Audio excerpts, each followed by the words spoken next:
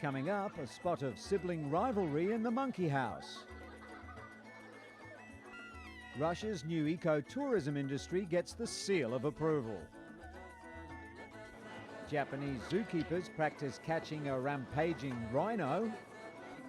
A retiring employee who's literally had a dog's life. And will the great whales survive our latest life-threatening blunder?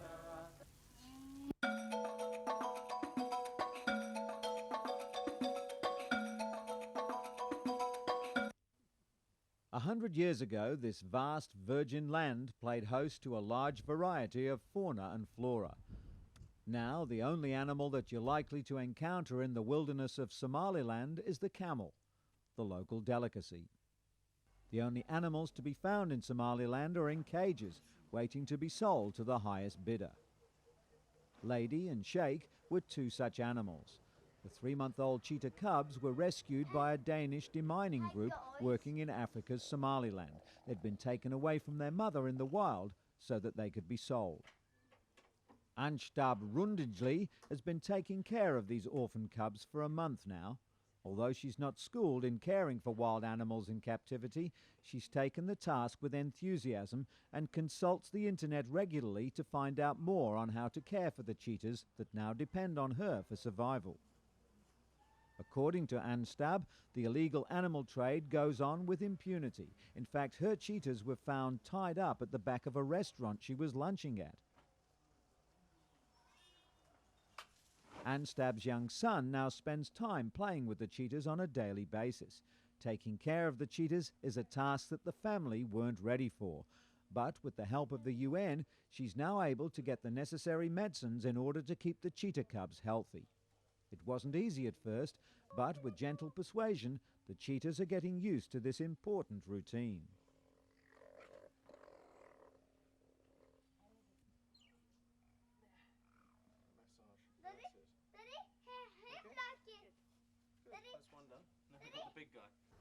Somaliland's Minister for the Environment insists that wildlife trafficking doesn't happen in his country, but concedes that people have been allowed to keep some sick or abandoned animals that wouldn't survive in the wild.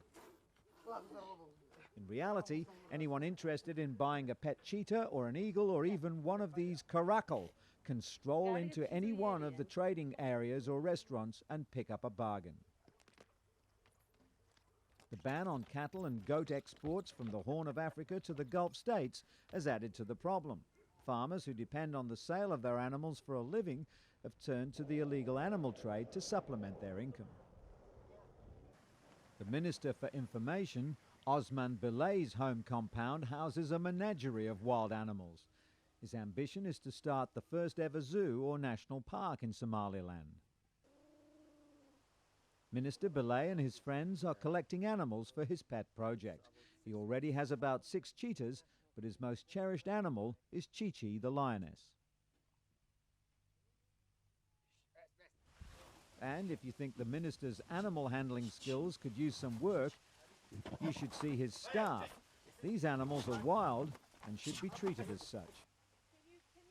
But the minister insists that if somebody wants to take his animals away, as the UN proposed to do, he wouldn't allow it. But whether the last remaining cats are taken from Somaliland for breeding or not, the future of the cheetah is certainly bleak in the Horn of Africa. A baby gorilla born 8 days ago at Berlin Zoo is undoubtedly their main attraction, and camera crews and visitors alike battle for the best position for the primate's first public appearance. Gorillas are born after approximately 9 months of gestation, like humans, and like humans, they're prone to a bit of jealousy, which is exactly what happened when big sister Sanga realized how much attention her yet-to-be-named baby brother was receiving. According to gorilla keeper Werner Opitz, she nearly screamed the monkey house down. She was so annoyed and even had to be moved to a room on her own until she calmed down. Gorilla means wild man in an African language, and Big Sis was living up to it for a while. Both Sangha and her new brother have been rejected by their mother, who tried to bite her children. In the past, almost every gorilla baby was routinely taken away from its mother by zoos, who didn't think gorillas knew how to be good parents. Today, it's understood that gorillas, like humans, learn by example. When a mother gorilla lashes out at her infants, it's usually a sign of frustration at not knowing what to do next. Baby gorillas stay with their mothers until they're about 2 to 3 years old, which is how long this little monkey and his grumpy sibling will have to spend with their surrogate parents, gorilla keeper Werner and his wife. The couple live on the zoo grounds and have been sharing their apartment with fellow primates for many years. Nursing the apes is almost a full-time job in itself and lasts for around 2 years, but they can begin eating solid foods from about 6 months of age. Opitz sees nothing special in providing shelter for homeless gorillas, and while it's perfectly normal to have 2 at home, he secretly longs for the day that one of the zoo's female gorillas actually wants to take care of her own baby. Then he and his wife can finally go on vacation.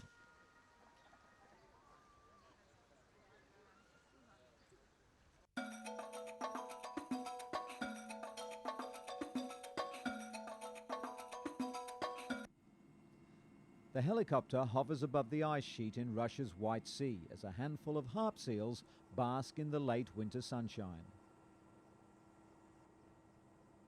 These visitors to Russia's far northern wonderland aren't seal hunters, but the area's very first eco-tourists, coming to watch harp seals and admire the stark beauty of Russia's White Sea region.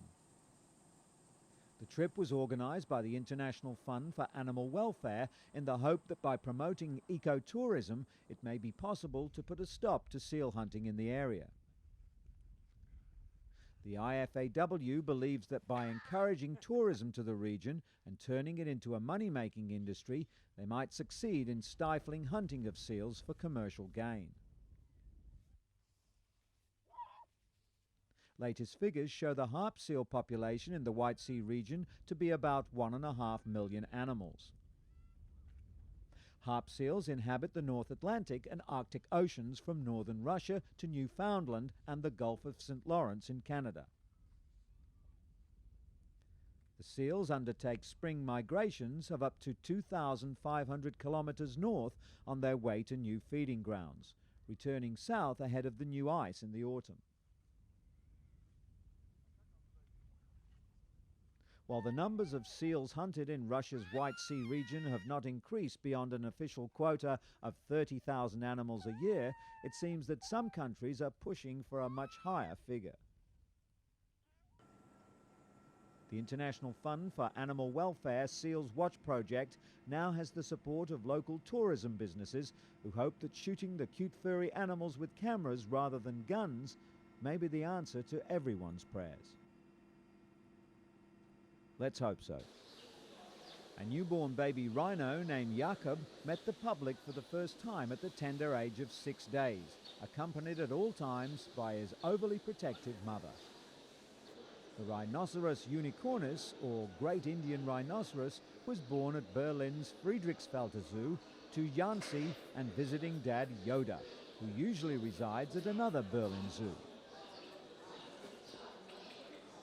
Jakob's mother, Jansi, arrived in Germany from San Diego in 1995 and was 3 months pregnant at the time, a circumstance no one was aware of when she embarked on the transatlantic journey. Some 13 months later, Jakob's older sister Betty was born in Berlin. The Great Indian Rhinoceros is also known as the Asian Greater One-Horned Rhinoceros. The Indian rhino has brownish-grey skin with rivet plates and only one horn on its forehead, which can grow as long as 24 inches as the massive animal matures. Little Jakob has already reached the same weight as 20 human babies combined, and is suckling the equivalent of 100 glasses of milk each day from his mother. In just a few weeks' time, he'll start eating grasses and twigs as well. There are only 1,600 Great Indian rhinos still left in India, and now that they're finally protected under law, the numbers are slowly increasing.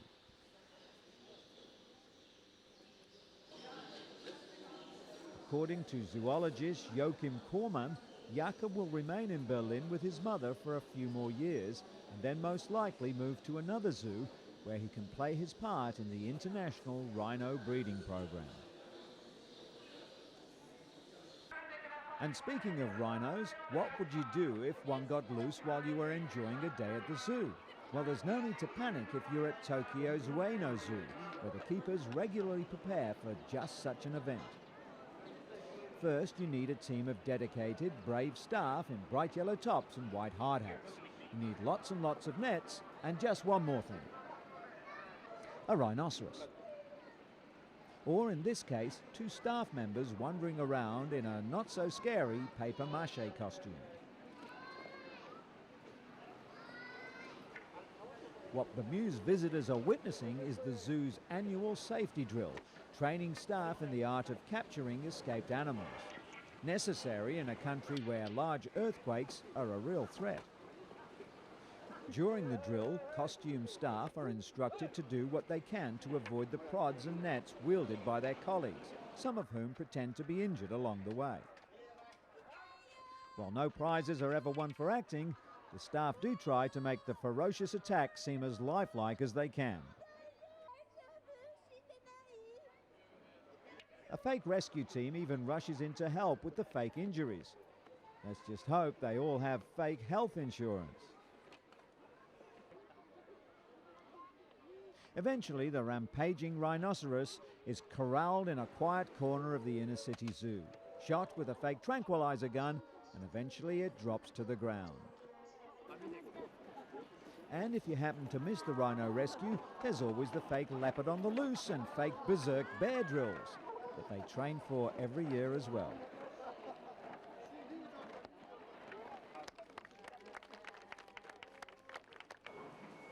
By the way, the zoo's real rhinos get to watch the whole wacky show from their enclosure, and sometimes it looks like they're taking notes. The white sand of Kenya's Watamu beach provides a welcoming hideaway for tourists. The quiet waters and warm sands also fulfill another valuable function. They form a nesting ground for endangered turtles.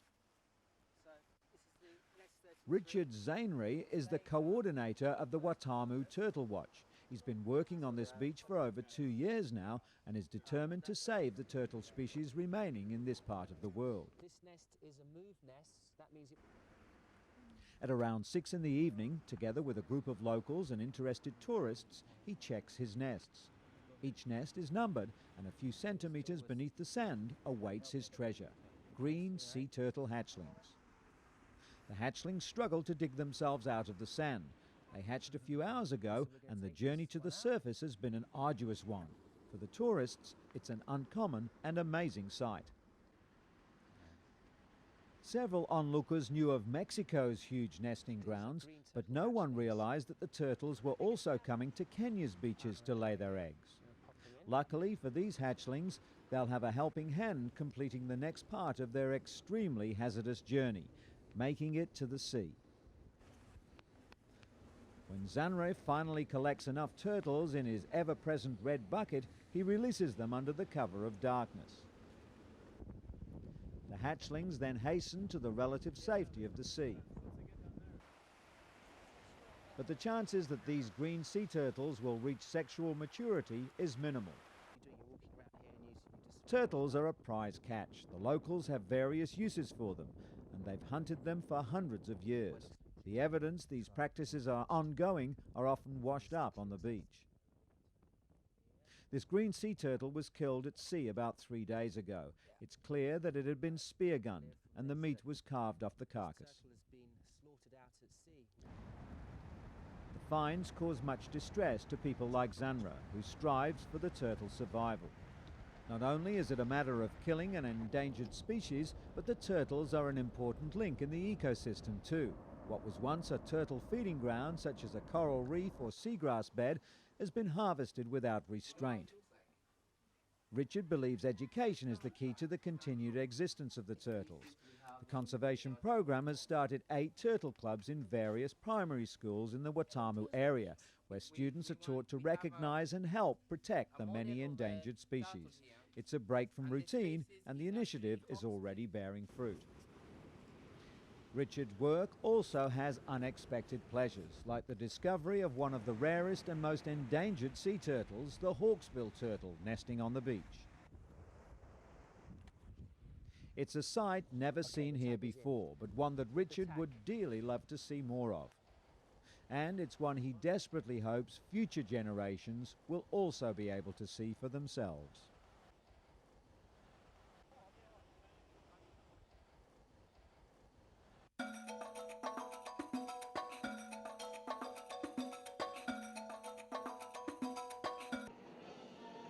Tokyo held a farewell party for a special retiring employee who's literally had a dog's life working at a software company. At the Japanese subsidiary of US software company Oracle in Tokyo, it's business as usual for the 1,600 employees. But for one special employee, it's her last day. Heidi is retiring after working tirelessly as the company dog for nearly 12 years. The Old English sheepdog has done the rounds of the company corridors endlessly and is known to all. Her direct boss, Takeshi Sato, said she's not only been a full company employee, but she had also been part of the family. Her work consists mainly of employee stress management, and to that end she greets everyone in typical canine fashion. A lick on the face and a hug here and there for good measure. For the employees, Heidi takes their mind off work momentarily and soothes what can be an impersonal work environment surrounded by computers. At nearly 70 years old in dog years, Heidi is unlikely to be hounded by the financial concerns of ordinary Japanese after she retires. Heidi was presented with a voucher for a year's supply of beef jerky at a ceremony in Tokyo marking nearly a dozen years of dogged devotion to Oracle Japan.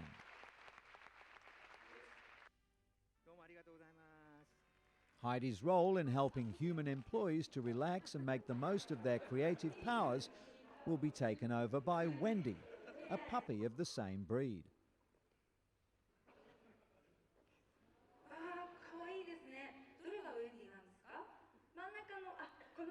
Heidi has, in a way, left her mark on the company.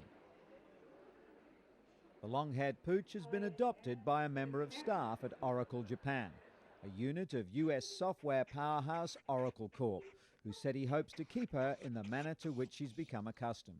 But for now, it's time for Heidi to hand in a company security card. 8 dogs and their Thai handlers have been awarded graduation certificates after completing 7 months of rigorous anti-mine training under the watchful eyes of 2 US instructors. This was the second such course held in Thailand. Wars and ongoing unrest in neighbouring Cambodia, Laos and Myanmar have left an estimated 1,000 sites in Thailand littered with anti-personnel and anti-tank mines. The dogs were carefully examined for good health and natural searching instincts before being accepted on the training course. Purpose-bred Alsatians and Dutch Shepherds are trained to recognize the smells of the most common explosives and taught to pore systematically over small plots of land to find mines. Several dogs in the class failed to make it to this graduation day. 3 will be given some remedial training but will probably end up in less demanding roles as drug sniffer dogs. The course was closely monitored by 2 US experts who spent months training their Thai hosts. Dogs are taught to sit beside a mine when they find one, reducing danger to themselves and their handlers.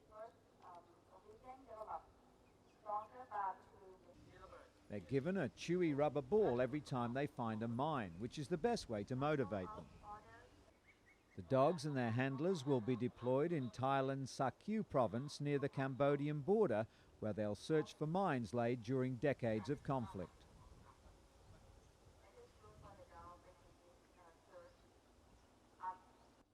The US government has spent more than $300,000 to support the Thai mine detection project, and the United States ambassador to Thailand, Richard Hecklinger, was proud to hand out the diplomas to the successful recruits at the graduation ceremony.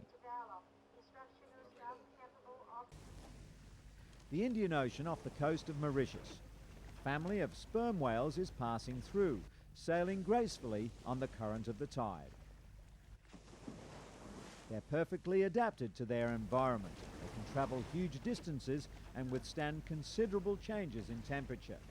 But they're in grave danger, both from whale hunters and from man-made poisons that have gradually worked their way into the oceans.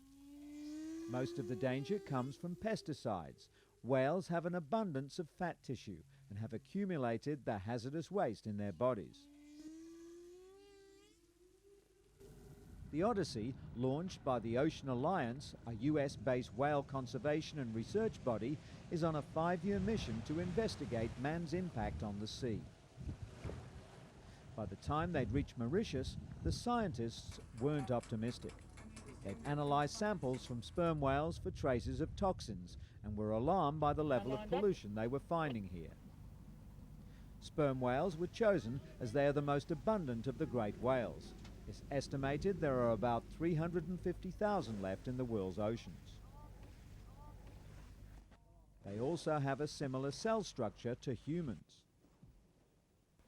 The scientists track the whales when they're below the surface. They fire a small dart and take a small plug of skin, which they then take to the lab on board, where it's cut into several pieces. Samples they collect are then analysed for man-made toxins. One of these is DDT, a highly toxic pesticide and insect killer which isn't water soluble, so it stays in the environment for a long time after it was first used. DDT contaminated food may be bad for your health, but in Africa, DDT also saves lives. It's still widely used to kill mosquitoes that cause malaria. In a continent where 1 million people die of the disease a year, this is still the cheapest, most effective way to fight the illness. But DDT is one of 12 pollutants known as the Dirty Dozen, recently outlawed by the United Nations. Farmers need to be made aware that they're dealing with a seriously dangerous toxic chemical with long-term consequences for the environment. Education and environmental awareness are some of the key elements of the voyage of the Odyssey. At their stop in Mauritius, the team invited students and government officials on board the yacht and gave them a few tips on how to protect the ocean and the creatures within it. The students learnt that organic toxins have a devastating effect on whales. They can prevent fetuses from developing properly and can cause cancer, sterility, and birth defects. And it's not just whales that are at risk, but any mammal that eats contaminated food, including human beings. As the Odyssey continues on its journey, its scientists hope that the information that the whales are giving them will be acted on to protect the ocean's biggest mammals and right some wrongs that we ourselves have inadvertently caused them. Bye for now. This was Animalia.